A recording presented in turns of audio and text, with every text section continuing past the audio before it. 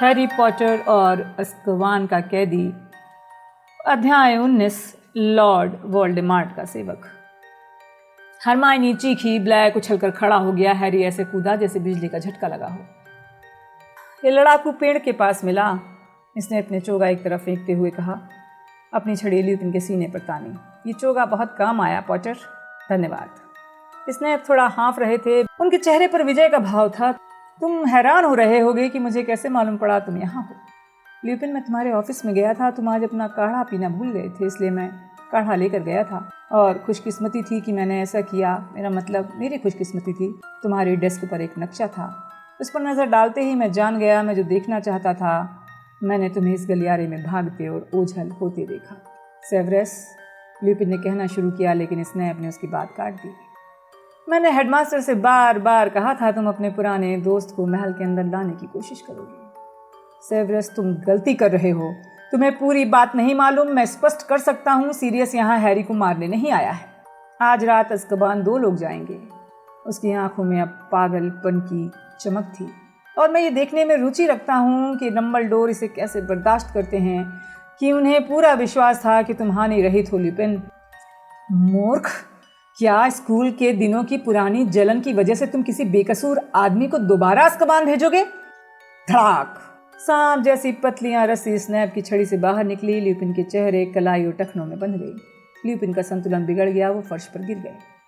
गुस्से में गुर्राता black snap की तरफ बढ़ा, लेकिन स्नैप ने छड़ी ब्लैक की आंखों के बीच में तान दी। मुझे एक कारण दो, मुझे इसके इस्तेमाल का एक कारण दो, और मैं कसम खाता हूँ कि तुम्हें मार दूंगा, उन्होंने फुसफुसा कर कहा। ब्लैक रुक गया। कहना मुश्किल था कि किसके चेहरे पर ज्यादा नफरत थी। हैरी अपनी जगह पर स्थिर था, जैसे उसे लकवा मार गया हो। वो नहीं जानता था कि क्या किया जाए, किस पर विश्वास किया जाए। उसने रॉन और हरमाइनी की तरफ देखा। रॉन उसी दुविधा में दिख रहा था, भागने की कोशिश करते स्कैबर्स को पकड़े रखने के लिए अब भी जूझ रहा था। हरमाइनी ने स्नैप की तरफ अनिश्चितता से कहा, प्रोफेसर, क्या इसमें नुकसान है कि हम उनकी पूरी बात सुन लें? मिस ग्रेंजर, तुम्हें स्कूल से निकाला जा सकता है। तुम पॉटर और वीजली एक खूनी और नरभेड़िए के साथ हो। जिंदगी में कम से कम एक बार अपनी जबान बंद रखो, इसने अपने थूक उड़ाते हुए कहा। लेकिन अगर कोई गलती हुई तो? चुप रहो मूर्ख लड़की, जिस चीज को तुम जानती नहीं हो मत बोलो। हरमाइनी चुप हो गई। बदला बहुत मीठा होता है, बड़े दिनों से हसरत थी कि तुम्हें मैं ही पकड़ूं, इसने अपने ब्लैक से कहा। तुमसे गलती हो रही है सेवरस। अगर ये लड़का अपने चूहे को महल में ले जाएगा तो मैं चुपचाप वहाँ चला चलूँगा, ब्लैक ने कहा। महल तक? मुझे नहीं लगता कि उतनी दूर जाना पड़ेगा। मैं तो लड़ाकू पेड़ से बाहर निकलते ही दम पिशाचों को बुला लूँगा। वो देखकर तुम्हें बहुत खुश होंगे, इतने खुश कि तुम्हें चूम लेंगे। ब्लैक के चेहरे पर जो थोड़ा बहुत रंग था वो उड़ गया। तुम्हें मेरी पूरी बात सुननी चाहिए, उसने अपनी अटकती आवाज़ में कहा। चूहे को देखो। लेकिन स्नैप की आंखों में पागलपन भरा था, जो हैरी ने पहले कभी नहीं देखा था। अब सब लोग चलो, उन्होंने चुटकी बजाई और ल्यूपिन की रस्सियों की डोर उड़कर उनके हाथ में आ गई। मैं नरभेड़िए को खींचकर ले चलता हूँ, शायद दम पिशाच उसे भी चूम लें। इससे पहले कि हैरी जान पाता वो क्या कर रहा है, उसने 3 कदमों में कमरा पार किया और रास्ता रोककर खड़ा हो। रास्ते से हट जाओ पॉटर, तुम पहले ही काफ़ी मुश्किल में हो। अगर मैं तुम्हारी जान बचाने नहीं आता, प्रोफेसर ल्यूपिन मुझे इस साल में सैकड़ों बार मार सकते थे। जब मैंने दम पिशाचों से रक्षा का मंत्र सीखा तो मैं उनके साथ अकेला था। अगर वो ब्लैक की मदद कर रहे थे तो मुझे मार सकते थे। मुझे क्या पता कि नरभेड़िए का दिमाग किस तरह सोचता है, इसने अपने कहा। रास्ते से हट जाओ पॉटर, आप पागल हो चुके हैं। उन्होंने आपके साथ स्कूल में मजाक किया था, इसलिए आपको सुनने को तैयार नहीं है, हैरी चीखा। चुप रहो, मैं इस तरह की बातें नहीं सुनूंगा, स्नैप चीखे। पहले से ज्यादा पागल दिख रहे थे। पॉटर, जैसा बाप वैसा बेटा, तुम इसी काबिल थे, वो तुम्हें मार देता, तुम भी अपने पिता की तरह मरते। उन्होंने भी ब्लैक पर भरोसा किया था। अब हट जाओ पॉटर, वरना मैं जबरदस्ती रास्ते से हटा दूंगा। रास्ते से हटो पॉटर। हैरी ने एक ही पल में फैसला कर लिया। स्नैप ने उसकी तरफ एक कदम आगे बढ़ा, इससे पहले उसने अपनी छड़ी उठा ली। निरस्त्र भव, वो चीखा। ये कहने वाली आवाज़ उसके अकेले की नहीं थी। एक विस्फोट हुआ जिससे दरवाजे की चूलें हिल गईं। स्नैप हवा में उड़ते हुए दीवार से टकरा गए, फिसल कर फर्श पर गिरे। उनके बालों से खून बहने लगा, वो बेहोश हो गए। हैरी ने आसपास देखा। रॉन और हरमाइनी ने भी ठीक उसी समय स्नैप को निरस्त करने की कोशिश की थी। तुम्हें ऐसा नहीं करना चाहिए था, ब्लैक ने हैरी को देखते हुए कहा। तुम्हें ये काम मुझ पर छोड़ना चाहिए था। हैरी ने ब्लैक से नजरें नहीं मिलाईं। उसे अभी यकीन नहीं था कि उसने सही काम किया है। हमने एक टीचर पर हमला किया है, हम मुश्किल में फंस जाएंगे। हरमाइनी ने बेहोश पड़े स्नैप को भय भरी आंखों से घूरते हुए कहा। ल्यूपिन अपनी रस्सियां खोलने के लिए जूझ रहे थे। ब्लैक ने तुरंत नीचे झुककर रस्सियां खोली। ल्यूपिन ने सीधे खड़े होकर अपनी बाहें मली, जहां रस्सियों के कारण निशान बन गए थे। ओह धन्यवाद हैरी, हैरी ने पलट कर जवाब दिया। इसका मतलब ये नहीं मैंने आपकी बातों पर विश्वास किया है। तब तो हमें तुम्हें सबूत देना होगा। सुनो लड़के, पीटर मुझे दे दो। रॉन ने स्कैबर्स को सीने से चिपका लिया। छोड़ो भी, तुम ये कहने की कोशिश कर रहे हो कि तुम अज़्काबान से सिर्फ स्कैबर्स को पकड़ने के लिए भागे थे? मेरा मतलब है। उसने समर्थन की तलाश में हैरी और हरमाइनी की तरफ देखा। ठीक है, मान लिया पेटिग्रू चूहे में बदल सकता है। दुनिया में लाखों चूहे हैं। ब्लैक को अज़्काबान में कैसे पता चला कि स्कैबर्स ही पेटिग्रू है? बहुत उचित सवाल है, ल्यूपिन ने ब्लैक की तरफ मुड़कर कहा। उनकी भौहें तन गईं। ब्लैक ने अपने दुशाले के भीतर से अपना पंजे जैसा हाथ डालकर दबा कुचला कागज निकाल लिया, जिसे उसने हाथ फिराकर ठीक किया और दिखाया। ये रॉन और उसके परिवार की तस्वीर थी, जो पिछली गर्मी में दैनिक जादूगर में छपी थी। स्कैबर्स रॉन के कंधे पर था। ल्यूपिन ने हैरान होकर ब्लैक से पूछा, ये तुम्हें कैसे मिला? फज से। जब वो पिछले साल अज़्काबान का निरीक्षण करने आए थे तो अखबार मैंने मांग लिया था, और उसमें पहले पेज पर पीटर था, इस लड़के के कंधे पर। मैंने देखते ही पहचान लिया। मैंने उसे बहुत बार रूप बदलते देखा था, और तस्वीर के साथ ये भी लिखा था कि लड़का हॉगवर्ट्स जाता है, जहाँ हैरी पढ़ता था। हे भगवान! वो कभी स्कैबर्स को, कभी अखबार की तस्वीर को घूरते रहे। उसका अगला पंजा। उसके अगले पंजे में क्या खास बात है? रॉन ने गुस्से में पूछा। उसकी एक उंगली गायब है, ब्लैक बोला। जाहिर है, बहुत आसान, बहुत बढ़िया। उसने खुद ये किया था, रूप बदलने से ठीक पहले, ब्लैक ने कहा। जब मैंने उसे घेर लिया तो उसने पूरी सड़क को सुनाते हुए चिल्ला चिल्ला कर कहा कि मैंने लिली और जेम्स को धोखा दिया है। इससे पहले कि मैं उसे शाप देता, उसने कमर के पीछे से छड़ी पकड़कर सड़क पर विस्फोट कर दिया। 20 फुट के दायरे में मौजूद हर व्यक्ति को मार डाला, और उसके बाद सीवर लाइन में बाकी चूहों के साथ रहने चला गया। क्या तुमने कभी नहीं सुना रॉन? पीटर के शरीर का जो सबसे बड़ा हिस्सा मिला था वो उसकी उंगली थी, ल्यूपिन ने कहा। देखिए, शायद स्कैबर्स की कभी किसी चूहे से लड़ाई हुई होगी। वो बरसों से मेरे परिवार में है, वास्तव में 12 साल से। क्या तुमने कभी नहीं सोचा वो इतने लंबे समय तक कैसे जिंदा रहा? ल्यूपिन ने कहा। हम उसकी देखभाल कर रहे थे, रॉन बोला, लेकिन इस समय तो उसकी हालत अच्छी नहीं है ना? मुझे लगता है जब से उसने सुना है कि सीरियस अज़्काबान से भाग गया है, उसका वजन कम हो रहा है। वो उस पागल बिल्ली से डरा हुआ है। रॉन ने क्रूकशैंक्स की तरफ इशारा किया, जो अब भी बिस्तर पर थी। लेकिन ये सही नहीं था, हैरी ने सोचा। स्कैबर्स क्रूकशैंक्स के आने के पहले बीमार था, रॉन के मिस्र से लौटने के समय जब ब्लैक भागा था। ये बिल्ली पागल नहीं है, उसने, ब्लैक ने भर्राई आवाज में कहा, अपना दुबला हाथ बढ़ाकर क्रूकशैंक्स के सिर पर रखा। ये बहुत समझदार है, इसने तत्काल पीटर की असलियत जान ली थी, और जब मुझसे ये मिली तो इसने तत्काल समझ लिया कि मैं कुत्ता नहीं हूँ। हालांकि भरोसा इसने बहुत देर बाद किया मुझ पर। जब मैंने इसे बताया कि मैं किसके पीछे पड़ा हूँ तो ये मेरी मदद करने लगी। तुम्हारा क्या मतलब है? हरमाइनी बोली। इसने पीटर को पकड़कर मेरे पास लाने की कोशिश की थी, पर इसे सफलता नहीं मिली, इसलिए इसने गरुड़ द्वार हाउस के पासवर्ड वाला कागज चुरा कर मुझे दे दिया। जहाँ तक मैं जानता हूँ, ये बिल्ली उस कागज को किसी लड़के के बिस्तर के पास रखी टेबल से उठा कर लाई थी। हैरी का दिमाग इन बातों का वजन नहीं झेल पा रहा था। ये सब मूर्खतापूर्ण था, और उसके बावजूद, लेकिन पीटर को इसके बारे में शक हो गया। वो भाग खड़ा हुआ। इस बिल्ली ने, तुमने इसका नाम क्रूकशैंक्स रखा है? मुझे बताया कि पीटर चादर पर खून के निशान छोड़ गया है। उसने खुद को काट लिया होगा। अपनी मौत का एक बार पहले भी नाटक कर चुका था। ये सुनकर हैरी होश में आ गया। और उसने अपनी मौत का नाटक क्यों किया? उसने गुस्से में कहा। क्योंकि वो जानता था कि तुम उसे उसी तरह मारने वाले हो जिस तरह तुमने मेरे माता पिता को मारा था। नहीं हैरी, ल्यूपिन ने कहा। और अब तुम उसे मारने आए हो? हाँ, मैं इसीलिए आया हूँ, ब्लैक ने स्कैबर्स को निर्मम निगाह से देखते हुए कहा। तब तो मुझे तुम्हें स्नैप से नहीं बचाना चाहिए था, हैरी चिल्लाया। हैरी, क्या तुम्हारी समझ में नहीं आया? पूरे समय हम ये सोच रहे थे कि सीरियस ने तुम्हारे माता पिता को धोखा दिया था और पीटर ने उसे घेर लिया, लेकिन सच्चाई इसके विपरीत थी। क्या तुम्हें दिखाई नहीं दे रहा? पीटर ने तुम्हारे माता पिता को धोखा दिया था और सीरियस ने पीटर को घेरा था। ये सही नहीं है, वो उनका रहस्य रक्षक था। उसने आपके आने के पहले ही कहा था कि उसने उनकी हत्या कर दी थी, हैरी चीखा। वो ब्लैक की तरफ इशारा कर रहा था, जिसने अपना सिर धीरे धीरे हिलाया। उसकी धसी आंखें अचानक चमकने लगी। हैरी, एक तरह से मैंने ही उन्हें मारा था। मैंने ही आखिरी पल लिली और जेम्स को सुझाव दिया कि वो पीटर को अपना रहस्य रक्षक बना लें।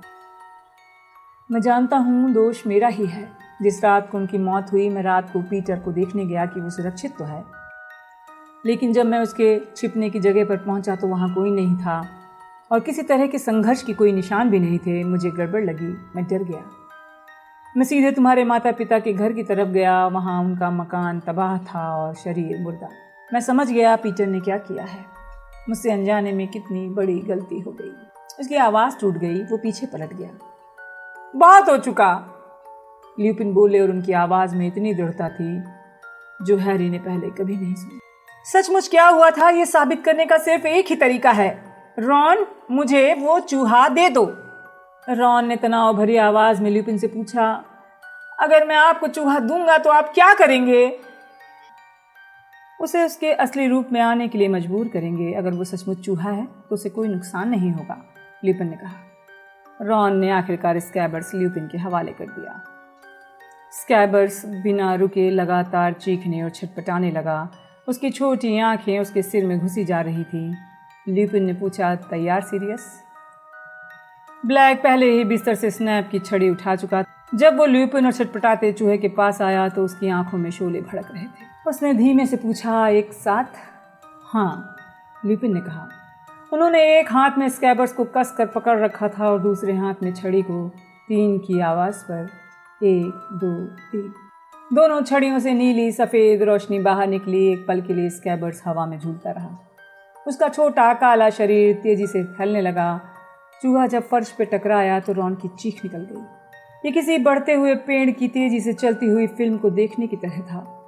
जमीन से एक सिर तेजी से बाहर उग रहा था। अंग शाखाओं की तरह निकल रहे थे। क्रुकशैंक्स बिस्तर पर थूक उड़ाती हुई गुर्रा रही थी। अगले ही पल स्कैबर्स की जगह एक आदमी अपने हाथ मलते हुए सिर झुकाए खड़ा था। वो आदमी नाटा था, हैरी और हरमाइनी जितना लंबा। उसके पतले रंगहीन बाल बिखरे हुए थे। उसे देखकर ऐसा लग रहा था जैसे किसी मोटे आदमी का वजन बहुत कम समय में बहुत ज़्यादा कम हो गया है। चमड़ी स्कैबर्स की खाल की तरह ही गंदी दिख रही थी। उसने चारों तरफ नज़रें दौड़ा कर देखा। उसकी सांस तेजी से चल रही थी। हैरी ने देखा उसकी नज़रें बार बार दरवाजे की तरफ जा रही हैं। हेलो पीटर, ल्यूपिन ने ऐसे खुशनुमा अंदाज में कहा जैसे उन्हें चूहे को पुराने दोस्तों में बदलते देखने की आदत हो। तुम्हें देखे हुए काफ़ी समय हो गया था। सीरियस? रीमस, मेरे पुराने दोस्तों। उसकी नज़र एक बार फिर दरवाजे तक गई। ब्लैक का छड़ी वाला हाथ उठा, लेकिन ल्यूपिन ने चेतावनी भरे अंदाज में देखते हुए उसकी कलाई पकड़ ली। पीटर, हम लोग इस बारे में बात कर रहे थे जिस रात को लिली और जेम्स की मौत हुई। क्या हुआ था? हम जब बात कर रहे थे तुम चिचिया रहे थे, इसलिए तुमने सुना नहीं होगा। रीमस, हैरी को साफ नजर आ रहा था। पेटिग्रू के पीले चेहरे पर पसीने की बूंदें आ गई थी। तुम्हें उसकी बातों पर यकीन नहीं है ना? उसने मुझे मारने की कोशिश की थी रीमस। अगर ये हम सुन चुके हैं, मैं तुम्हारे साथ 1-2 गुत्थियां सुलझाना चाहता हूँ पीटर। अगर वो दोबारा मुझे मारने आया है। पेटिग्रू अचानक ब्लैक की तरफ इशारा करके चीखा। हैरी ने देखा। इसके लिए उसने अपनी बीच वाली उंगली का इस्तेमाल किया क्योंकि तर्जनी गायब थी। उसने लिली और जेम्स को मार डाला है। वो मुझे भी मारना चाहता है। मुझे बचा लो रीमस। जब तक सारी बातें साफ नहीं हो जाती तब तक कोई तुम्हें नहीं मारेगा, ल्यूपिन ने कहा। साफ नहीं हो जाती? पेटिग्रू चीखा और फिर बौखलाकर चारों तरफ देखने लगा। मैं जानता था वो मेरे पीछे जरूर आएगा। मैं 12 साल से इस बात का इंतजार कर रहा था। तुम जानते थे कि सीरियस अज़्काबान से भागने वाला है, जबकि वहां से कोई कभी नहीं भाग पाया। उसके पास इतनी शैतानी ताकतें हैं, हम लोग कल्पना नहीं कर सकते, वरना वहां से वो कैसे भाग सकता था। मुझे लगता है तुम जानते हो कौन ने उसे कुछ चालें सिखा दी होंगी, पेटिग्रू तीखी आवाज में बोला। ब्लैक हंसने लगा। उसकी भयंकर सूखी हंसी पूरे कमरे में भर गई। वोल्डेमार्ट मुझे चालें सिखाएगा? पेटिग्रू वोल्डेमार्ट का नाम सुनकर ऐसे कांपा जैसे ब्लैक ने कोड़ा मार दिया हो। मालिक का नाम सुनकर डर गए? मैं तुम्हें दोष नहीं देता पीटर, उसके साथ ही तुमसे खुश नहीं है ना? पता नहीं तुम्हारा क्या मतलब है सीरियस। पेटिग्रू बुदबुदाया। उसकी सांस तेजी से चल रही थी। उसका पूरा चेहरा पसीने में नहा गया। तुम 12 सालों से मुझसे नहीं, वोल्डेमार्ट के साथियों से छुप रहे थे। मैंने अज़्काबान में बहुत सी बातें सुनी पीटर। लोग सोचते हैं कि तुम मर चुके हो, वरना तुम्हें उनके सवालों का जवाब देना पड़ता। मैंने सुना कि वो नींद में हर तरह की बातें चीखते हैं। उन्हें लगता था कि तुमने लिली और जेम्स के साथ तो गद्दारी की ही थी, साथ में वोल्डेमार्ट के साथ भी गद्दारी की। वोल्डेमार्ट तुम्हारी खबर पर पॉटर दंपत्ति को मारने गया था और वोल्डेमार्ट हार गया। वोल्डेमार्ट के सभी साथी अज़्काबान में नहीं हैं, है ना? उसके बहुत से साथी आज भी खुलेआम घूम रहे हैं और नाटक कर रहे हैं कि उन्हें अपनी गलतियों पर अफसोस है। अगर उन्हें भनक मिल गई कि तुम जिंदा हो पीटर। मैं नहीं जानता तुम किस बारे में बोल रहे हो, पेटिग्रू ने तीखी आवाज में कहा। आस्तीन से चेहरा पोंछकर ल्यूपिन को देखा। तुम तो ये बात नहीं मानते ना? ये पागलपन भरी बात रिमस। पीटर, मुझे ये बात समझ नहीं आ रही कि कोई बेकसूर आदमी 12 साल तक चूहे के रूप में क्यों रहेगा, ल्यूपिन ने आराम से कहा। बेकसूर लेकिन डरा हुआ। अगर वोल्डेमार्ट के साथी मेरे पीछे थे तो ऐसा इसलिए कि मैंने उनके खास आदमी को अज़्काबान भिजवा दिया था, उनका जासूस सीरियस ब्लैक। पेटिग्रू चिचियाया। ब्लैक का चेहरा सिकुड़ गया। तुम्हारी हिम्मत कैसे हुई? वो गरजा। उसकी गुर्राहट भालू के आकार के कुत्ते की तरह थी जिसमें वो बदल जाता था। मैं और वोल्डेमार्ट का जासूस? पीटर, मैं कभी नहीं समझ पाऊंगा कि मैंने तुम्हें शुरू से ही जासूस क्यों नहीं माना। तुम हमेशा बड़े दोस्तों को पसंद करते थे जो तुम्हारी रक्षा कर सकें, है ना? पहले हम थे, मैं, रीमस और जेम्स। पेटिग्रू ने अपना चेहरा पोंछा। वो हाँफ रहा था। तुम्हारा दिमाग फिर गया है? कभी नहीं। मैं नहीं जानता तुम इस तरह की बातें कैसे कर सकते हो। मैं और जासूस? लिली और जेम्स ने तुम्हें अपना रहस्य रक्षक सिर्फ मेरे सुझाव पर बनाया था। ब्लैक इतनी जहरीली आवाज में फुसफुसाया कि पेटिग्रू एक कदम पीछे हट गया। मैंने सोचा था कि आदर्श योजना है, एक बढ़िया चाल। वोल्डेमार्ट यकीनन मेरे पीछे आएगा। वो सपने में भी नहीं सोचेगा कि तुम जैसे कमज़ोर प्रतिभाहीन जादूगर का हम इस्तेमाल करेंगे। वो तुम्हारी ज़िंदगी का सबसे अच्छा पल रहा होगा, वोल्डेमार्ट को ये बताना कि तुम पॉटर दंपत्ति को उसके हवाले कर दोगे। पेटिग्रू अनाप शनाप बुदबुदा रहा था। हैरी ने देखा पेटिग्रू के चेहरे का रंग उड़ गया है। वो बार बार खिड़कियों और दरवाज़ों की तरफ देख रहा था। प्रोफेसर ल्यूपिन, क्या मैं कुछ पूछ सकती हूँ? हरमाइनी ने सकुचाते हुए कहा। हाँ हरमाइनी, ल्यूपिन ने मुस्कुराते हुए कहा। स्कैबर्स, मेरा मतलब ये आदमी हैरी के साथ 3 साल से उस कमरे में है, इसने हैरी को नुकसान क्यों नहीं पहुंचाया? बहुत बढ़िया सवाल, धन्यवाद। पेटिग्रू ने तीखी आवाज़ में हरमाइनी की तरफ हाथ उठाकर कहा। देखा रीमस, मैंने हैरी के सिर के एक बाल तक को नुकसान नहीं पहुंचाया है। मैं ऐसा क्यों करूँगा? मैं तुम्हें इसका कारण बताता हूँ, ब्लैक बोला। क्योंकि तुमने कभी किसी के लिए कोई काम नहीं किया है, तुमने सिर्फ अपने फ़ायदे के लिए काम किया है। वोल्डेमार्ट 12 साल से छुपा हुआ है। लोग कहते हैं वो मुश्किल से जिंदा है। तुम किसी ऐसे जादूगर के लिए एल्बस डम्बलडोर की नाक के नीचे खून नहीं करोगे जिसने अपनी सारी शक्तियाँ खो दी हैं, है ना? जब तुम्हें ये विश्वास हो जाता कि वो दोबारा ताकतवर बन चुका है तब तुम उसके पास लौट जाते, है ना? वरना तुम रहने के लिए जादूगर परिवार को क्यों चुनते? तुम जानकारी रखना चाहते थे, है ना पीटर? ताकि अगर तुम्हारा पुराना मालिक ताकतवर बन जाए तो तुम्हारे लिए उसके दल में शामिल होना सुरक्षित रहे। पेटिग्रू ने कई बार अपना मुंह खोला और बंद किया। ऐसा लगा जैसे उसके बोलने की शक्ति चली गई थी। मिस्टर ब्लैक, सीरियस, हरमाइनी ने संकोच से कहा। ब्लैक इस तरह का संबोधन सुनकर उछल पड़ा। वो हरमाइनी को घूरने लगा क्योंकि काफ़ी लंबे समय से किसी ने उससे इतनी विनम्रता से बात नहीं की थी। अगर आप बुरा न माने तो मैं पूछना चाहती हूँ कि काले जादू के बिना आप अज़्काबान से बाहर कैसे निकले?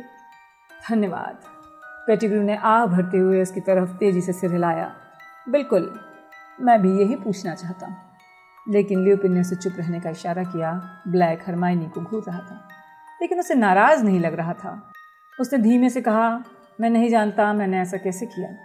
मुझे लगता है मैंने अपना दिमागी संतुलन इसलिए नहीं खोया क्योंकि मैं जानता था कि मैं बेकसूर हूँ।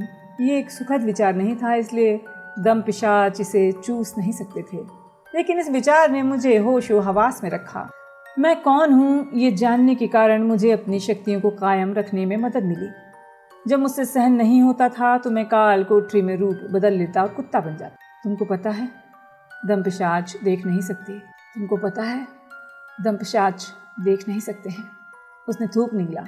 वो लोगों की भावनाओं को महसूस करके उनकी तरफ जाते हैं। कुत्ते के रूप में मेरी भावनाएं कम मानवीय और जटिल थीं, लेकिन जाहिर है उन्होंने सोचा कि वहाँ के हर कैदी की तरह मैं अपना मानसिक संतुलन खो रहा हूँ। वो परेशान नहीं हुए, परंतु मैं बहुत कमज़ोर था और बिना छड़ी के उनसे बच निकलने की कोई उम्मीद नहीं थी। लेकिन फिर मैंने उस तस्वीर में पीटर को देखा। मुझे एहसास हुआ वो हॉगवर्ट्स में हैरी के साथ था। अगर उसने ज़रा भी खबर सुन ली कि शैतानी जादूगर दोबारा ताकतवर बन रहा है तो वो कदम उठाने के लिए आदर्श स्थिति में था। पेटिग्रू बिना आवाज़ किए सिर हिला रहा था, लेकिन पूरे समय ब्लैक की तरफ मंत्रमुग्ध देख रहा था। अगर उसे यकीन हो जाता कि वापसी वोल्डेमॉर्ट की तय है तो वो तत्काल कदम उठा सकता था और उन्हें आखिरी पॉटर दे सकता था। अगर वो हैरी को उनके हवाले कर देता तो ये कहने की हिम्मत कौन करता कि उसने लॉर्ड वोल्डेमॉर्ट को धोखा दिया है। उसे ससम्मान दल में शामिल किया जाता। तो इस वजह से मुझे कुछ करना था। मैं ही था जो जानता था कि पीटर जिंदा है। हैरी को याद आया, मिस्टर वीजली ने अपनी पत्नी से कहा था, पहरेदार कहते हैं वो नींद में बड़बड़ाता है और हमेशा एक ही वाक्य बोलता है, वो हॉगवर्ट्स में है। ब्लैक ने कहा, ऐसा लगा जैसे किसी ने मेरे सिर में आग लगा दी हो। दम पिशाच इसे नष्ट नहीं कर सकते थे। ये सुखद भावना नहीं थी, ये एक जुनून था। इसने मुझे शक्ति दी, मेरे दिमाग को स्पष्ट किया। और एक रात जब उन्होंने मुझे भोजन देने के लिए मेरी काल कोठरी को खोला तो मैं कुत्ते के रूप में निकल भागा। जानवरों की भावनाओं को महसूस करने में उन्हें दिक्कत होती है। वो दुविधा में पड़ गए। मैं बहुत दुबला था, बहुत, इतना दुबला कि छड़ों के बीच से निकल गया। मैं कुत्ते के रूप में तैरकर धरती तक पहुंचा। मैंने उत्तर दिशा में यात्रा की, कुत्ते के रूप में हॉगवर्ट्स के मैदान में प्रवेश किया। तब से मैं इस जंगल में रह रहा हूँ, सिवाय उस समय के जब मैं क्विडिच का मैच देखने आया था। हैरी, तुम अपने पिता की तरह बहुत बढ़िया खिलाड़ी हो। उसने हैरी की तरफ देखा। इस बार हैरी ने नजरें नहीं चुराई। मेरा यकीन करो, मैंने जेम्स और लिली को कभी धोखा नहीं दिया। मैं उन्हें धोखा देने के पहले मर जाना पसंद करता। और अंत में हैरी ने उस पर यकीन कर लिया। हैरी का गला रुंधा हुआ था, इसलिए उसने सिर हिलाकर इशारे में बता दिया। नहीं। पेटिग्रू अपने घुटनों के बल बैठ गया, जैसे हैरी के हाँ कहने का मतलब था कि उसे मौत की सजा सुना दी गई। वो अपने घुटने के बल इधर उधर हिलता रहा, उसके सामने हाथ बांधे प्रार्थना कर रहा था। सीरियस, ये मैं हूँ पीटर, तुम्हारा दोस्त। तो मुझे जान से नहीं। ब्लैक ने लात मारी और पेटिग्रू दूर हो गया। मेरे कपड़ों पर तुम्हारे छुए बिना भी बहुत सी गंदगी लगी है, ब्लैक ने कहा। रीमस, पेटिग्रू चिचियाया और ल्यूपिन की तरफ मुड़कर आग्रह से देखने लगा। तुम्हें तो इस बात पर यकीन नहीं है। अगर सीरियस योजना बदलता तो क्या वो तुम्हें नहीं बताता? नहीं बताता पीटर। अगर उसे शक होता कि मैं जासूस हो सकता हूँ। मुझे लगता है इसलिए तुमने मुझे नहीं बताया था। सीरियस, मुझे माफ़ करना रीमस, ब्लैक बोला। बिल्कुल नहीं पैटफुट, पुराने दोस्त, ल्यूपिन ने अपनी आस्तीनें चढ़ाते हुए कहा। और तुम भी मुझे माफ़ कर दो, मैंने सोचा कि तुम जासूस थे। क्यों नहीं, ब्लैक बोला। उसके दुबले पतले चेहरे पर मुस्कुराहट थी। वो आस्तीनें चढ़ाने लगा। क्या हम उसे एक साथ मारेंगे? हाँ, मुझे लगता है ये ठीक रहेगा। तुम लोग ऐसा नहीं कर सकते। पेटिग्रू ने सांस खींची और उछलकर रॉन के पास पहुंचा। रॉन, क्या मैं अच्छा दोस्त नहीं था? अच्छा पालतू जानवर नहीं था? तुम मुझे उन्हें मारने दोगे? तुम मेरा पक्ष लोगे, है ना? रॉन ने पेटिग्रू को बहुत नफरत से देखा। दयालु लड़के, दयालु मालिक, तुम उन्हें ऐसा नहीं करने दोगे। मैं तुम्हारा चूहा था, एक बहुत अच्छा पालतू जानवर। अगर तुम इंसान के बजाय चूहे के रूप में अच्छे थे तो ये कोई बहुत गर्व करने की बात नहीं है पीटर, ब्लैक ने कहा। रॉन का चेहरा दर्द से पीला पड़ा हुआ था। उसने अपना टूटा हुआ पैर पेटिग्रू की पहुंच से दूर हटा लिया। पेटिग्रू घुटनों पर पलटा और बढ़कर हरमाइनी के दुशाले को पकड़ लिया। होशियार लड़की, तुम उन्हें ऐसा नहीं करने दोगी, मेरी मदद करो। हरमाइनी दुशाले को पेटिग्रू के हाथ से छुड़ाकर पीछे हट गई। वो दहशत में लग रही थी। पेटिग्रू घुटनों के बल बैठ गया, बेकाबू होकर कांपने लगा। फिर उसने धीरे से सिर हैरी की तरफ घुमाया। हैरी, तुम बिल्कुल पिता की तरह दिखते हो, अपने पिता की तरह। हैरी से बोलने की तुम्हारी हिम्मत कैसे हुई? उसका सामना करने की हिम्मत कैसे हुई? उसके सामने जेम्स के बारे में बात करने की हिम्मत कैसे हुई? ब्लैक गरजा। हैरी, पेटिग्रू फुसफुसाया, उसके सामने हाथ फैलाकर गिड़गिड़ाने लगा। हैरी, जेम्स मुझे मरने नहीं देता। जेम्स समझ गया होता हैरी, वो मुझ पर जरूर दया दिखाता। ब्लैक और ल्यूपिन दोनों ने आगे आकर पेटिग्रू के कंधे पकड़े, उसे फर्श पर धकेल दिया। वो दहशत से कांपता हुआ बैठा रहा, उनकी तरफ घूरता रहा। ब्लैक ने कांपते हुए कहा, क्या तुम इस बात से इनकार करते हो कि तुमने लिली और जेम्स को वोल्डेमार्ट के हाथों बेच दिया था?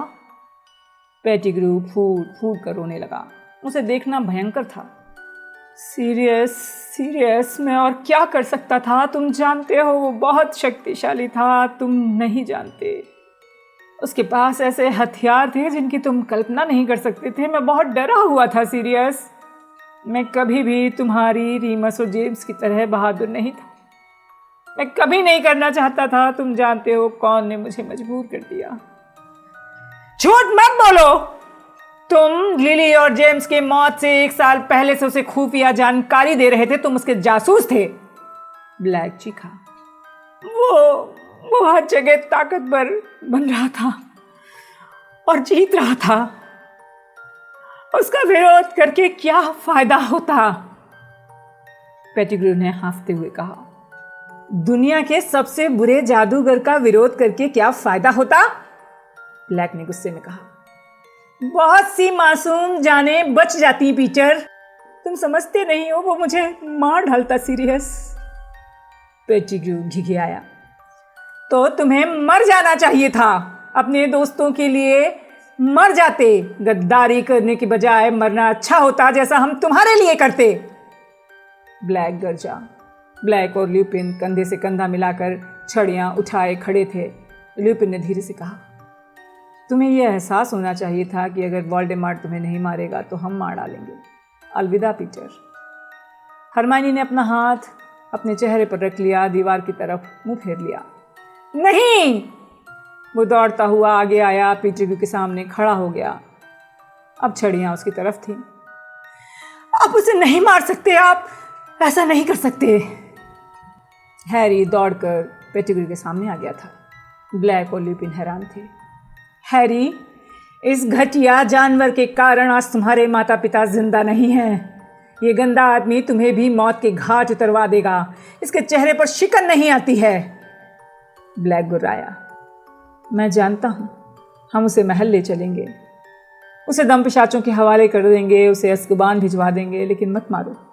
हैरी बोला। हैरी, मैं इस काबिल नहीं था। धन्यवाद। पेटिग्रू हाँफते हुए हैरी के घुटने पर आ पड़ा। मेरे पास से दूर हटो। उसने पेटिग्रू के हाथ नफरत से झटक दिए। ये मैं तुम्हारे लिए नहीं कर रहा हूँ, मैं सिर्फ इसलिए कर रहा हूँ कि मुझे लगता है मेरे डैडी ये कभी नहीं चाहते कि उनके सबसे अच्छे दोस्त सिर्फ तुम्हारे कारण खूनी बने। कोई भी नहीं हिला और न ही किसी की आवाज़ निकली सिवाय पेटिग्रू के। ब्लैक और ल्यूपिन ने एक दूसरे की तरफ देखा और झटके से छड़ियाँ नीचे कर ली। हैरी, तुम्ही को ये फैसला करने का हक है, लेकिन सोचो उसने कितना बड़ा पाप किया है। उसे अस्कबान भेज देंगे।